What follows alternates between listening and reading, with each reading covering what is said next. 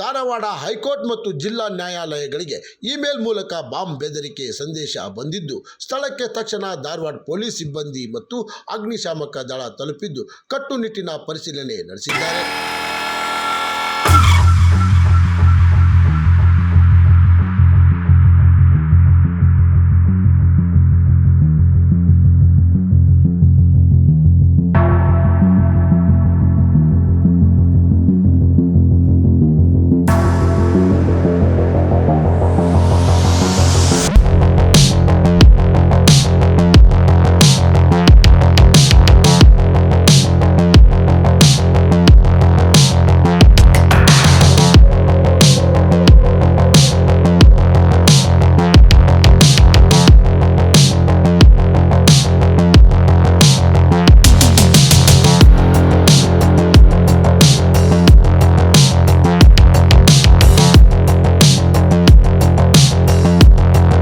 ಸಿಬ್ಬಂದಿಯನ್ನು ಸ್ಥಳದಿಂದ ಹೊರಹಾಕಿ ಪೊಲೀಸರು ತಾಂತ್ರಿಕವಾಗಿ ಪರಿಶೀಲನೆ ನಡೆಸಿ ಯಾವುದೇ ಅಪಾಯ ತಡೆಯಲು ಬಾಂಬ್ ನಿಷ್ಕ್ರಿಯ ದಳ ಸಹಾಯವನ್ನು ಪಡೆದುಕೊಂಡಿದ್ದಾರೆ.